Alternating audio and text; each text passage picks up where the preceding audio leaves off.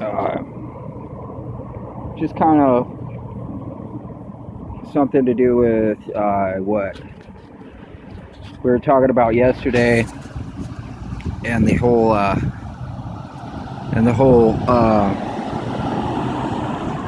dream that I had about the volcano. It reminded me of a dream that I had when I was a lot younger. This was like 1993.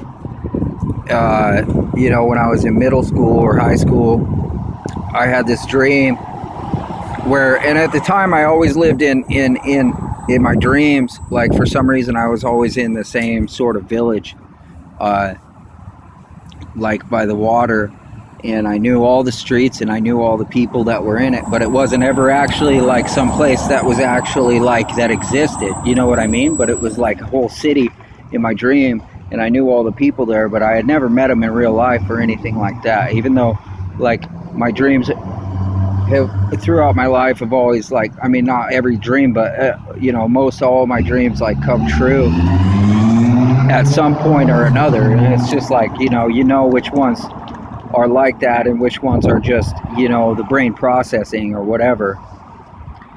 Now,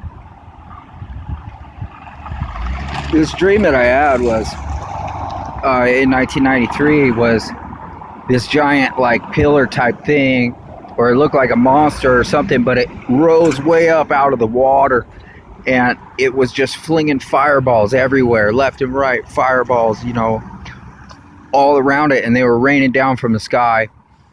And this thing was like, I don't know, Godzilla size, like 30, 40 stories tall, whatever it was. And it looked like, something crazy. But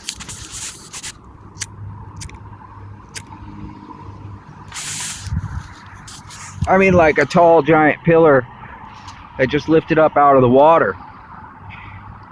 And it had like extensions protruding from it, and these were what were flinging the fire at everyone. And I was with like 3 or 4 people that I knew. I didn't see their faces. I don't know who they are in real life, but I was with other people, and we were all like trying to escape from it, and we were running through the thickets of the forest, like along the water side, and dodging into the forest as all this fire was coming down. And so, like, some of the other dreams that I've had that have come true, like when I was 4 years old, I had a dream about um, the future, where it was just me and my brother were talking about a spider and the way that spiders like wrap their bugs up, or their food up in a little thing. And that one was very interesting because it came true exactly the way that it did the very next day. And so, like, I remembered, like, word for word, like everything that he was supposed to say, and then he would say it, and then I remembered, like, word for word everything that I was supposed to say in response, like, because I remembered my dream from the night before. And it scared me so much, I guess, like, I was afraid of fate, or like the unchangeable nature of fate, that I got so frightened that I actually changed what I was supposed to say. And then that made me feel a lot better, because then all of a sudden it wasn't my dream anymore. It was something new after that. So then, when I lived in Vegas, I was like third, fourth, fifth grade, and I had a dream about the classroom in Kalama High School and all the people like that were in that class, 30, 40 people that were in that class. And that came true like several years later, because we moved up to Kalama in 1990. And so, like, I've always known that, like, in my life, like, that there was something about dreams and, something about time and the ability to see the future. So that's why I was always, like, obsessed with things like the Bible, or Dune, or, uh, just all these type of things like that. And so like when you have like visions or whatever, or when God's spirit comes, or when he's going to show you something, you feel this like need to, like you're tired, like all of a sudden you're going to fall asleep, you know. And sometimes it's just overpowering and you can't do anything about it, and you just get pulled immediately into a dream.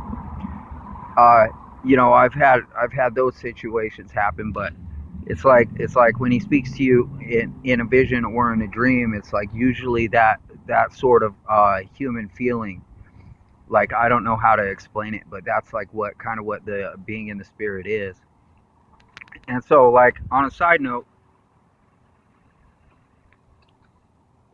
when I listen to music, or when you listen to music, or when we listen to music, we're always just listening for like one specific uh verse that we like, or one specific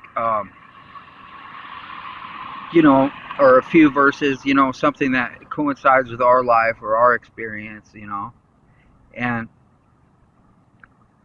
not like the whole song. I mean, there's very rarely a whole entire song that you're going to listen to. But when you read the Bible, uh, it's sort of the same thing. And then so like everybody's got all these verses that coincide with their life, or that like directly mean something to them. You know what I mean?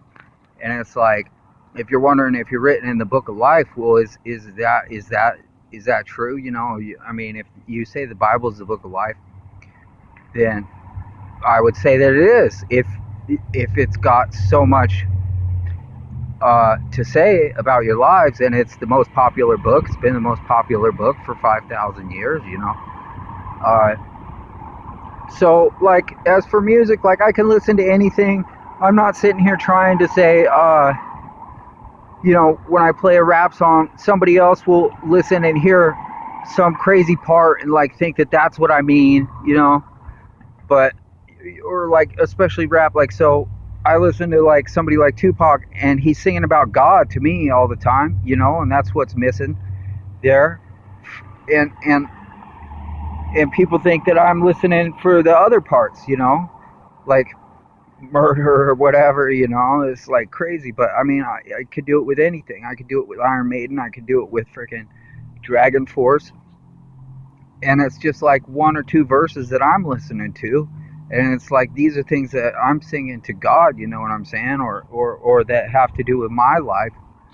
And it's not going to be something that you're going to be able to sit there and pin the tail on the donkey with by the type of music a person listens to.